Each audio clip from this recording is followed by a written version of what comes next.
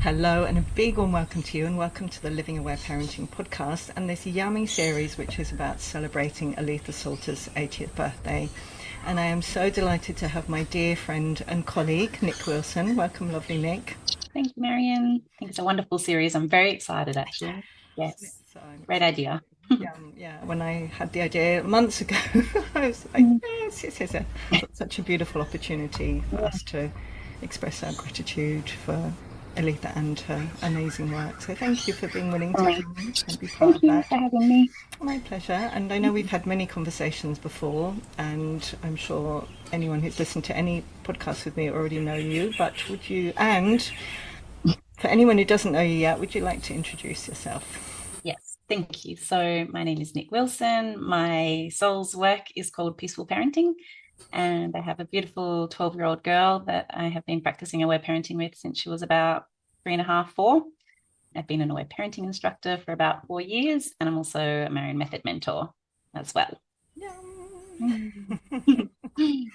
So I gave you a list of very long list of questions, and you've sent me your top choices. They were really enjoyable questions, by the way, weren't they? They were. It's actually took really difficult to find the ones that I wanted. I was like, I want that one and that one, that one, that one. I went through myself this morning and did went through them and did an episode myself, and I Ah, wanted to answer every single one. So anyway, hmm. I'm excited to see which ones you've chosen. So the first one: if you were to express your gratitude to Aletha through a story, which story would you choose? So this was a little bit tricky for me because I have many stories, but yeah, I might spread them over the other couple of questions because there's a couple that fitted in there. So for me, I didn't know aware parenting before I was pregnant. I didn't know it when I was pregnant, and I didn't know it for the first 4 years of, well, 3.5 years of our life together with me and my daughter. So the story of gratitude that I have is that I honestly don't think I would be here today if I didn't come to aware parenting, because I was having such a hard time, such a challenging time from the whole pregnancy, vomiting for the entire 9 months, into the hospital where I just had zero understanding of what went on there, and a lot of things coerced and forced to do a lot of things that I didn't want to do, lots of trauma around birth. And then she finally came out, and I thought, oh, it's all over. Finally, I made it, and then the home. And then it was just this baptism of fire, I guess, of just not sleeping, lots of feelings. I just remember feeling like I had no idea what I was doing. And for someone that always wanted to be a mother, it was probably the most unenjoyable feeling, because I was like, why am I not getting this? What do I not understand? And then there was this paradox, because I was feeling like all of the things that aware parenting that I knew later was aware parenting was very resonant to me. But as I was trying to do those things like co-sleeping and just in general, what I learned later was attachment play and things like that, was almost looked down upon by people around me. And so even though organically I wanted to co-sleep, people like, you can't co-sleep, do you want her to be sleeping with you when she's 18? I'm like, well, I doubt whether that will happen. But the only sleep I was getting was when we were co-sleeping. But because of the pressure of the culture and just people around me, I didn't. And for literally 3.5 years, she didn't sleep. She would wake, 45 minutes every single 45 minutes at night for 3 years. And during the day, yeah, two cat naps of about 20 minutes. But that was me after either driving around for 2 hours like a crazy person, or pushing her around in circles in the pram for 2 hours. And I just did not understand feelings.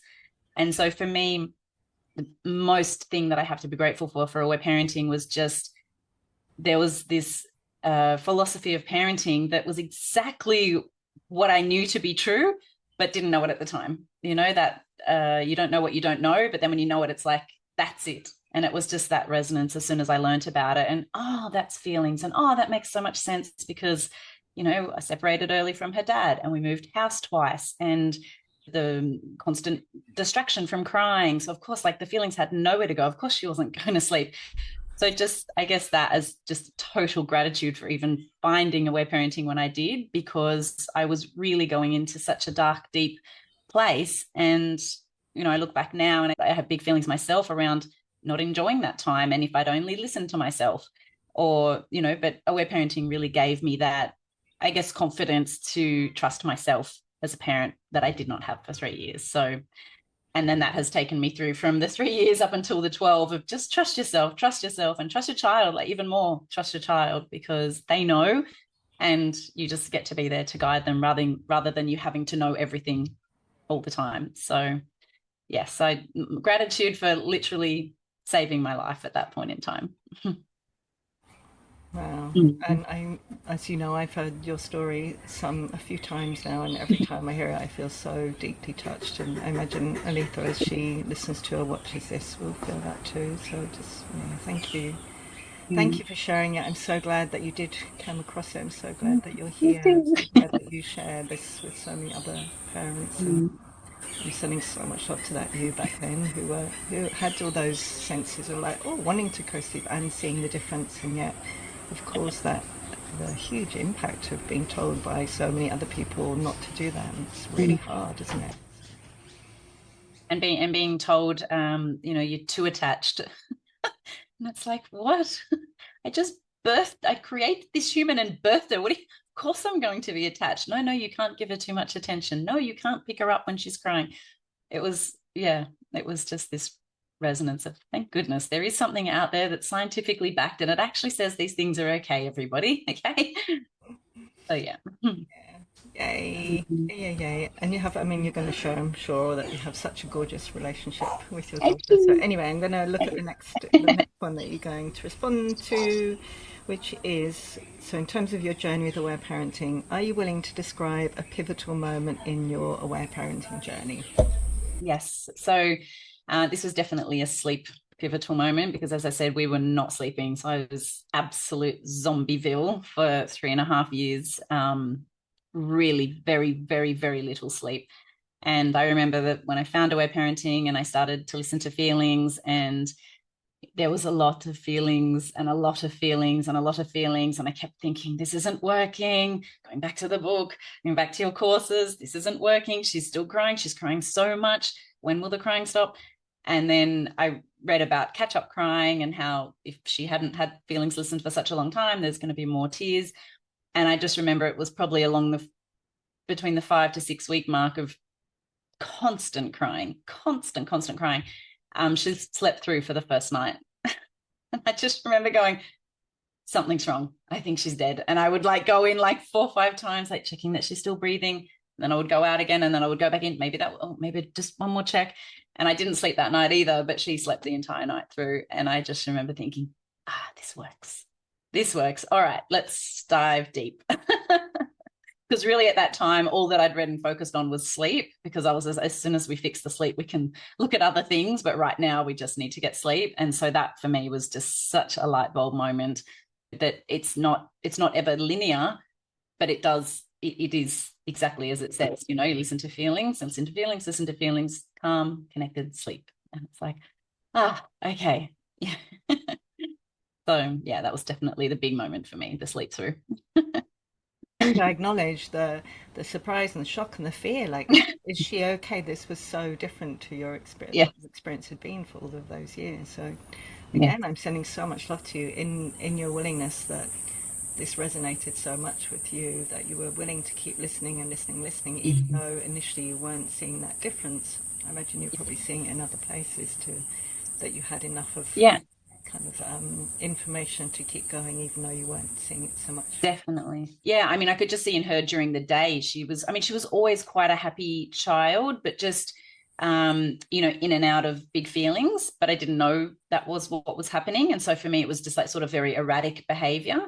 And people would just say, oh, she's got a lot of energy, and oh, she's this, and oh, she's that. And after I realized that it was, she'd have a little cry and she'd let go a little bit, and then she'd build them all up again. And it was just never a big release. But then after these big releases during the day, she was happy and laughing and just glowing. And it was just so much more enjoyable. The parenting was so much more enjoyable.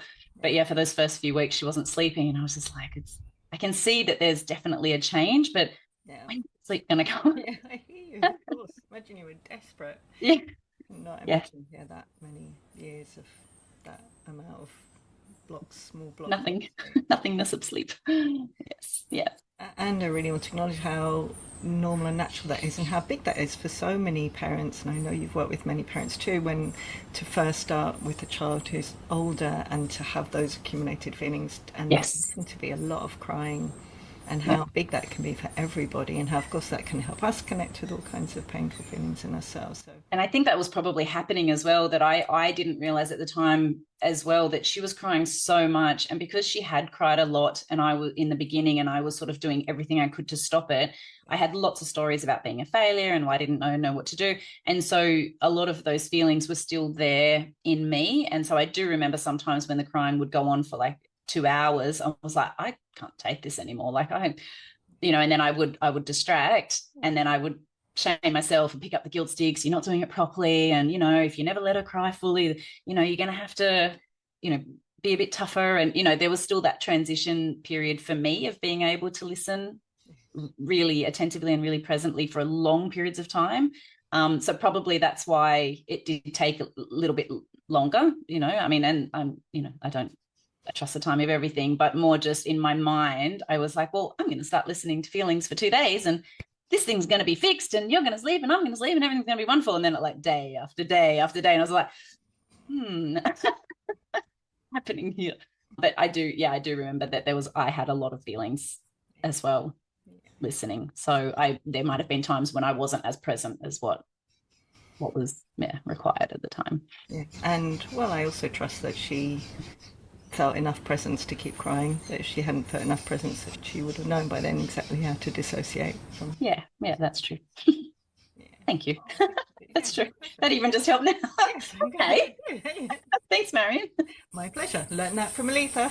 Can really trust if we are present with that, if we are with them physically, they'll keep crying. they will know how to dissociate if they're not feeling enough attention.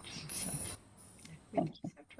Isn't that wonderful as well? That it just keeps coming. Reflect back and go, and healing yes. And in terms of how we perceive the past. It's the gift that keeps on giving constantly. It really is. And Aware Parenting is the gift that keeps on giving. I love that. I love that. It's a lovely, like a post. That could be a lovely Christmas Day post, wouldn't it? Yes. Would you like the gift that keeps on giving? It is, definitely. It's lifelong. It is, isn't it? And it just gets more enjoyable and more enjoyable as they get older, doesn't it? But yeah. Yay. Okay, the next one. When you look back at your life before Aware Parenting, what do you notice that shows just how much understanding, practicing and sharing Aware Parenting has changed your thoughts, feelings and experiences?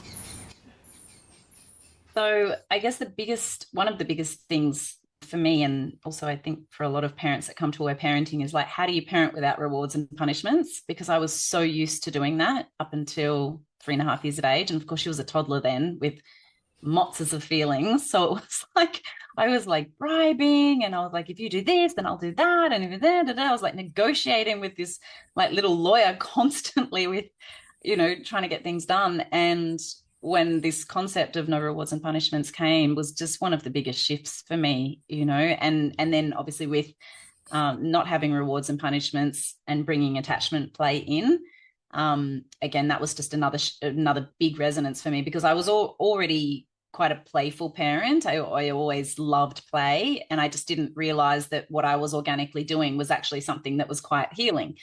And that was very nice to really come to understand, because then I was like, oh, I'm going to do it more and more and more and more.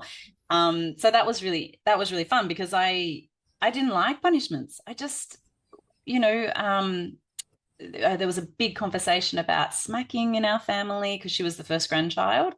And, a little smack never hurt anybody, and you guys were smacked. And I was like, it just doesn't, no, like, it's such a big no for me to do that. And so for quite a long time, there was a lot of, I guess, not out and out, a lot of judgment, but there was, like an energy of, well, if you punish her or have consequences to these things, you're not going to have this child that runs wild. And I mean, she's very active, my daughter, but she wasn't ever doing anything really awful. She was just like playing and being a child and doing things. And there was a lot of this focus on consequences. There must be a consequence. There must be a consequence.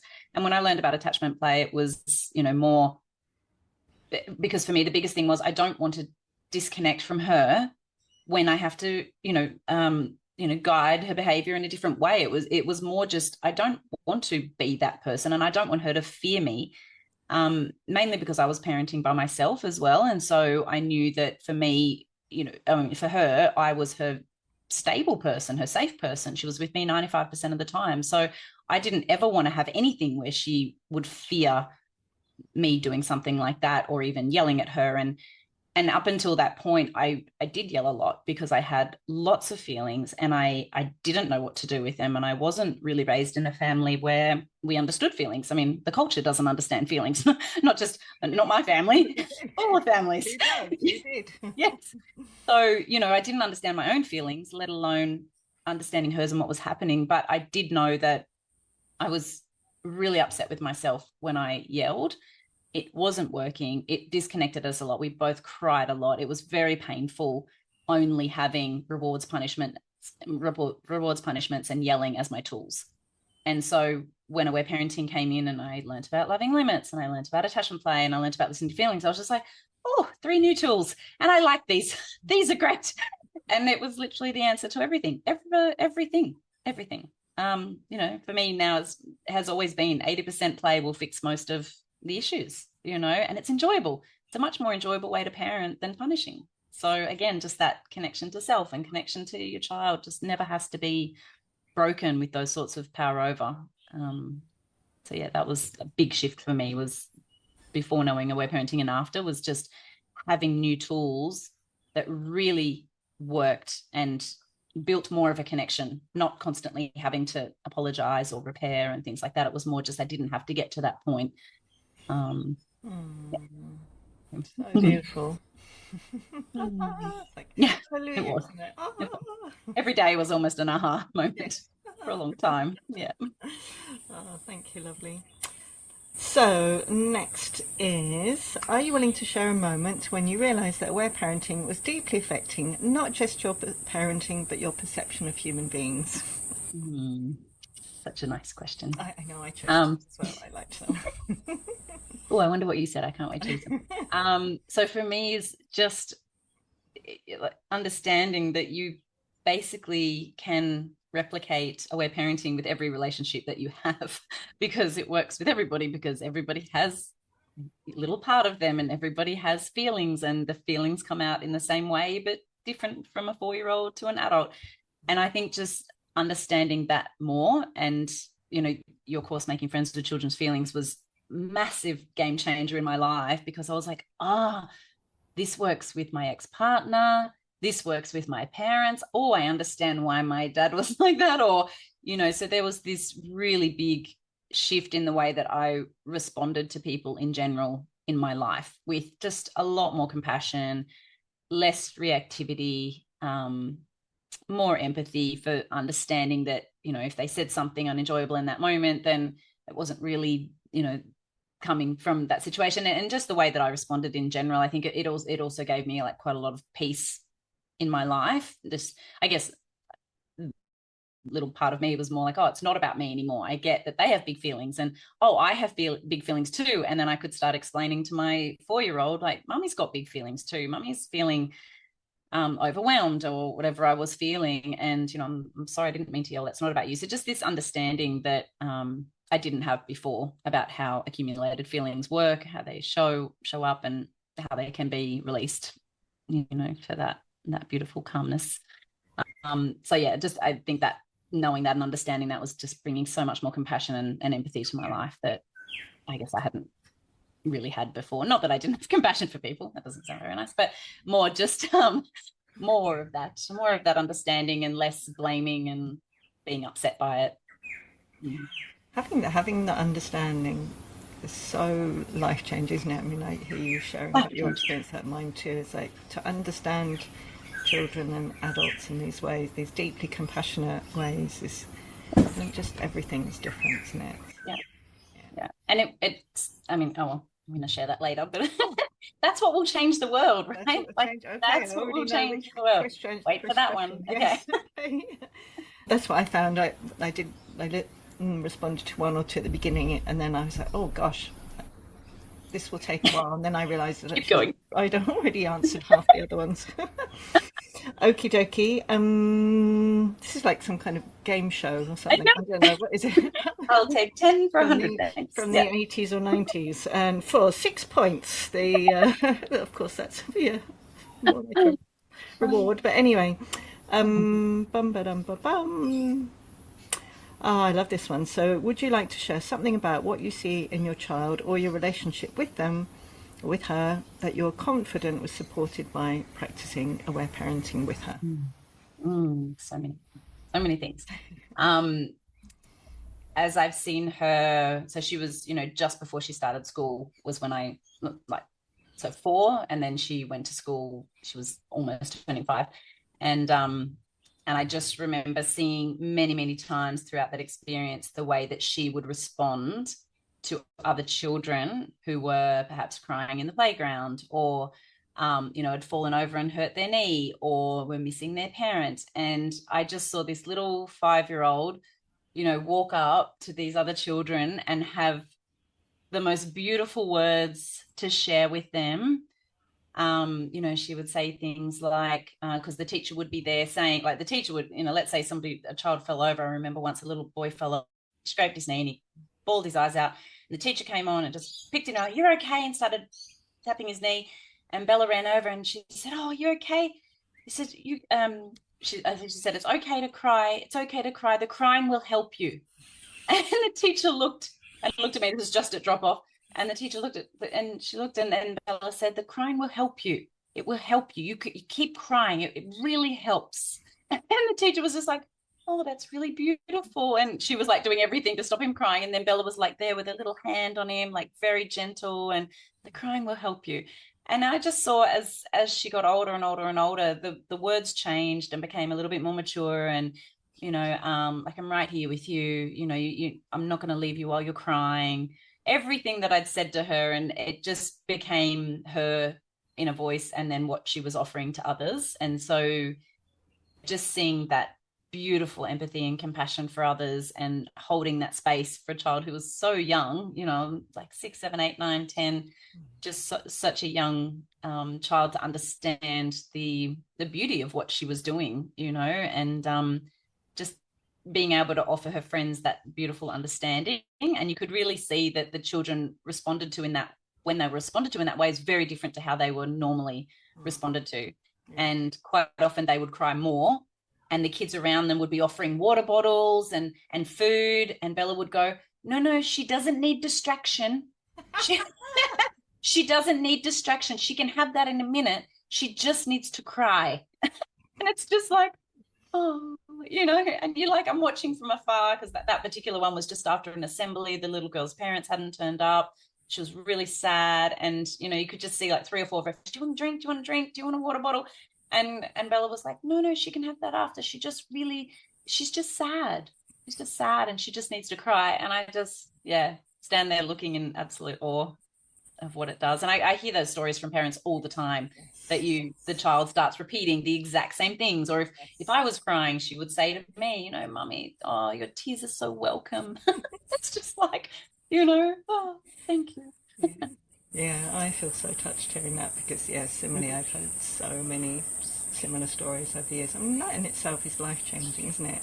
Even imagining all the children right now, all the times she said things like that to other children, all the times that all the children who have heard those kinds of things when they were crying or upset or hurt or raging or whatever it is, to receive that love and compassion and welcoming and presence, to know that that's spreading out. There's so many ways in which where parenting spreads, and I like that sense of the kind of, it's almost like the ripple roots under the ground of how it's happening. I love the idea that, wouldn't it be wonderful if that was the way that we think it's about us instructors in a way, don't we? Well, I do probably, and parents, but wouldn't it be fun if it actually happened through the children and maybe the teens? I just love the sense that and I think it does. I do actually. I really think it does to me that it really spreads that way, because that is how true change often happens, isn't it, in terms of the children saying, yeah, no more. Yeah. So, and as you, like, you know, it's the first sort of generation of aware parenting instructors, and so, like, there's, you know, and then we're helping, you know, first generation, like, not first generation parents, but parents in all countries all over the world, of all different cultures and all different languages. And you know, it's you know, it's not yet you're going to open Instagram and see everything about aware parenting, but I see that as something happening, because it is so it is moving faster and faster and faster. And I think it is because of that, because people are just choosing, like, no, I don't want to do domination parenting anymore. It just doesn't resonate with me. But I can't do permissive parenting because I feel exhausted and resentful of my child. So where's the other way, please? Like, yes. something Where's else, please. way? Yeah. Where's the third way? Here it Yeah. is. Yeah. And I love that. I love even just thinking that aware parenting is the heart of parenting, because it does sit between those two, you know, paradigms of this one's not a fit, and that's not a fit either. And this is just, you know, it's like the third bowl of porridge with the three bears. That's the one, you know. Just the temperature. Just right. Delicious. Yeah. Just enough honey, just cooked to that lovely temperature. Perfect temperature. To sit on. Yeah. I love the metaphors that come. So fun, aren't they? Yeah. We can think about it as porridge. We'll have like the porridge. The porridge of parenting. As porridge. The other day I was talking about bliss balls as a metaphor for more the Marion Method. I'm like, I love it. I would never see porridge or bliss balls in the same way again. Beautiful combination of food. I love both those things. Yeah, me too. Me too, actually. So this is the effects of practicing aware parenting. In your work with parents, what part of aware parenting do you see creates the biggest sense of relief, hope, change, or possibility?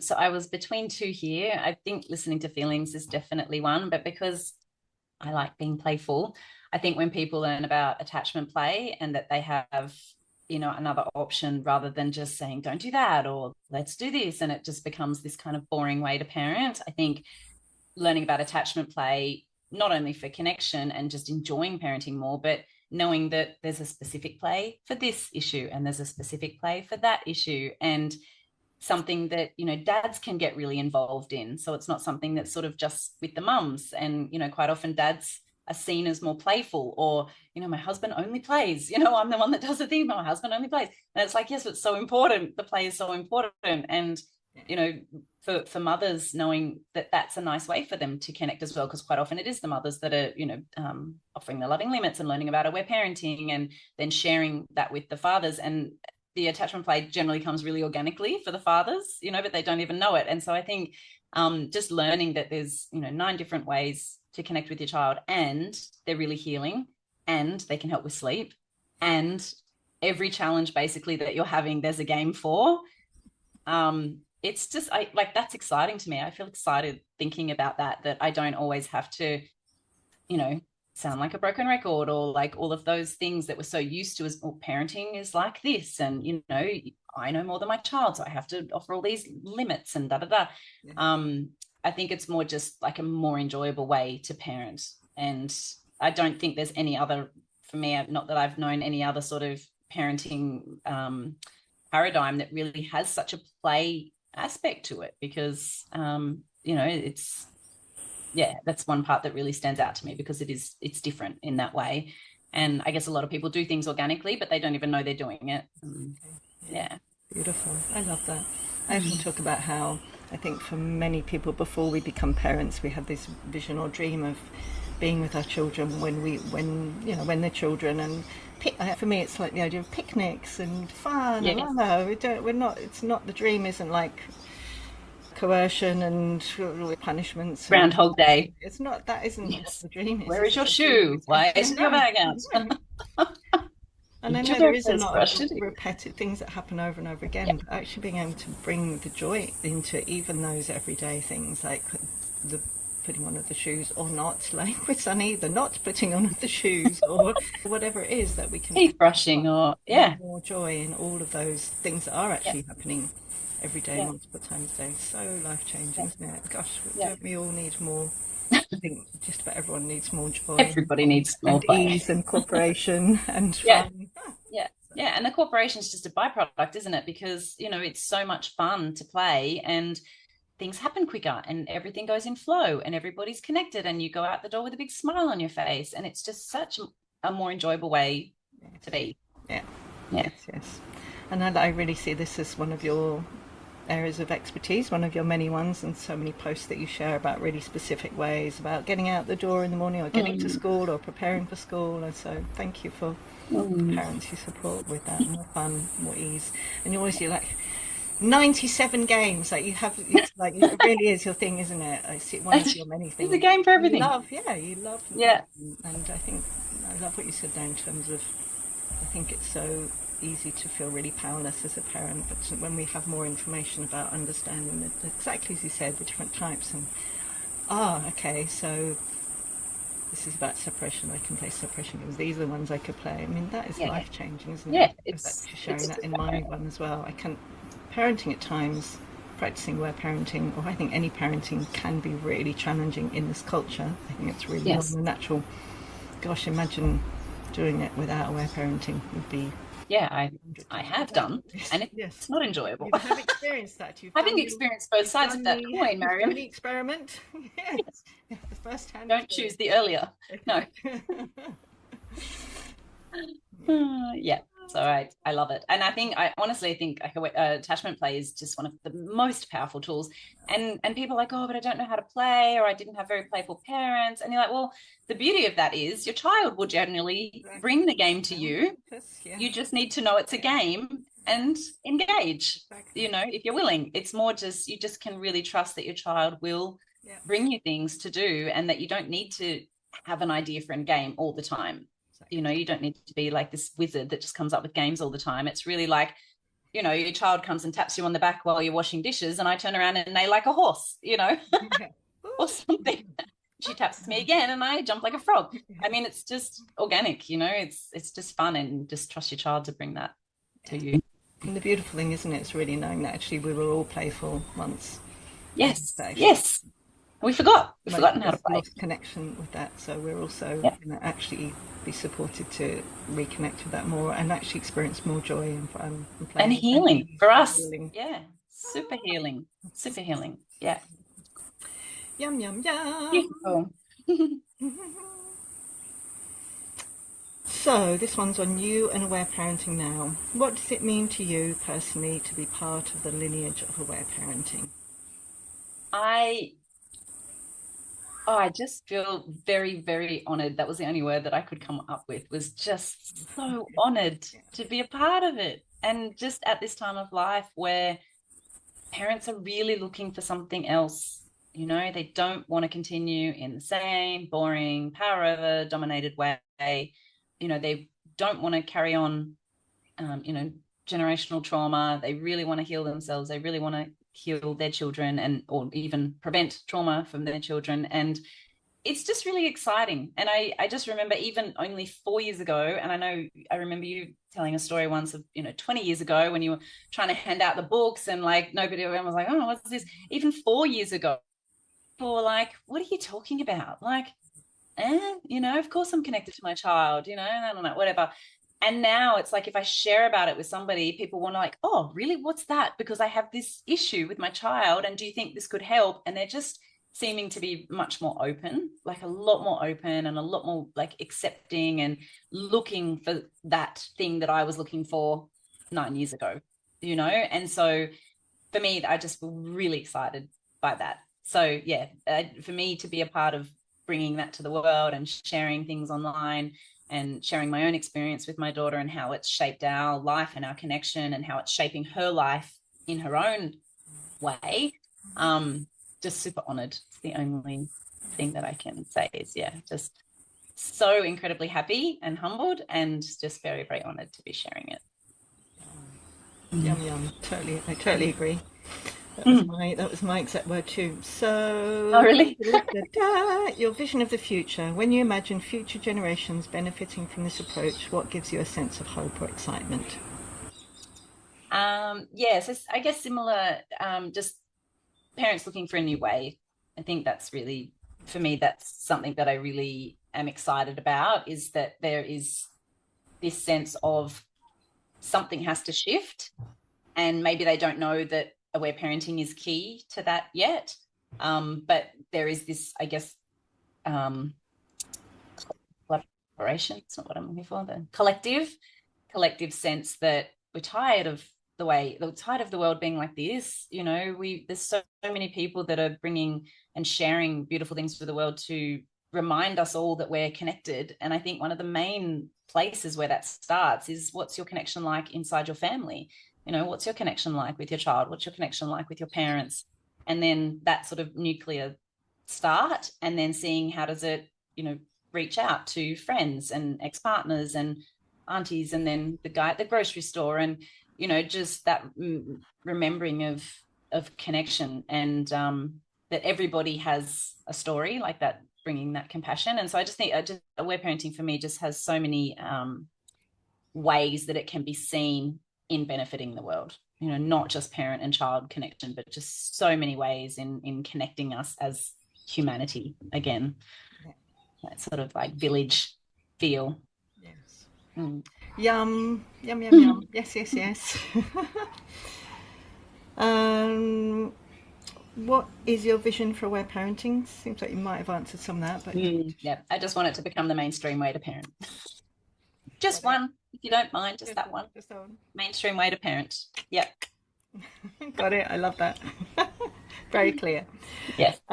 What you'd like to say to parents? What's one thing you wish every parent knew about children based on what you've learned about aware parenting? Yeah, again, I had so many ideas for this one, but just that the story that they manipulate us with their behavior, or they manipulate us with their feelings. I just want to like banish that story from humanity, that they even have that concept that they would manipulate us is yeah. No.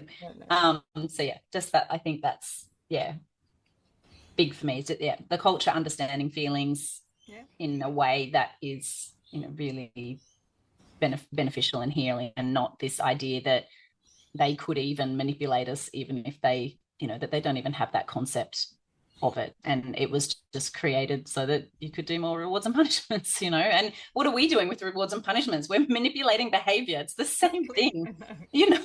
Well, they're manipulating me, so I'm just going to go and do this. It's just like it's madness, because it's the same, you know. You're trying to manipulate your child in certain ways by giving or taking away your love in certain aspects. And yeah, so just I would like everybody to know that that is a false myth busted. Have a little magic wand. There it is. Love it. Thank you. Last one, completion. What would you like to say to Aletha as we finish this conversation? Thank you. Thank you for creating aware parenting. Thank you for having that vision, which was so far ahead of time. Just thank you for putting all the pieces together. Thank you for all the hours and hours and hours of research and reading, and the energy that it would have taken to even just put all of that together and write all the beautiful books, and just package it in a way that people can start to really unpackage it and have it in their lives. And if all of that work wasn't done, I definitely just would not be here with a big smile on my face sharing how much it's changed my life and changed so many people's lives around me that I have the honor of working with and walking with and sitting with. And it's just the most incredible philosophy and just a way of being that I have no words of gratitude for, because it's just changed my life in so many ways. So thank you times a million. And happy birthday. Thank you, love. I so resonate. I said similar things. I mean, it's like I was talking about the trajectory of my life would have been, I can only imagine it would have been completely different in just about every way that I can imagine. And it's like words cannot ever do justice to that level of influence and contribution. And it is the gift that keeps on giving, because even 9 years later, I mean, I remember you writing the books and sharing like, oh, I've just learned this new thing, and you're like, you've been doing it for 23 years, and it's just this like new resonance all the time. And with each different age, there's different aspects that I resonate with more. And in different ways, I just see things in different ways, and it's just this constant ongoing learning and aha moments, and just connecting like all the dots that you thought you had connected, but there's a new layer of dots, so it just is so beautiful, the journey of aware parenting in that way. And to me that's really the sign of any really depth philosophy practice, that the more that it is a lifetime practice, and there's always more nuance and more understanding and more clarity and more embodiment, and then we can keep on doing it for decades and decades and decades and decades, and keep understanding it more. What a gift! That is really the gift that keeps on giving. It is the gift that keeps on giving. Certainly the activities for the new bumper sticker: aware parenting, the gift that keeps on giving. Yay! I love that. Thank you. Thank you so much, lovely. I really appreciate you being here, and thank you for all that you've contributed to so many parents, and all that you've contributed to my life as a friend, colleague, and aware parenting instructor. Thank you. And I wonder if you want to share, so people want to come and find out more about what you do and where you are and what you've got. Do you want to share details? Yes. So Instagram is mainly where I live. Instagram at Peaceful Parenting. You can read about my story or offerings on peacefulparenting.com.au, and the Facebook is peacefulparenting.com.au. So any of those wonderful places. Thank you, Marion. Thank you so much. Yum yum, and happy birthday, Aletha. Happy birthday, Aletha. Thank you for being born. Thank you for being born. We're so grateful. We are so grateful. And thank you to everyone watching and listening, and see you in the next episode. And see you, Nic. See you next time. Thank you. Bye.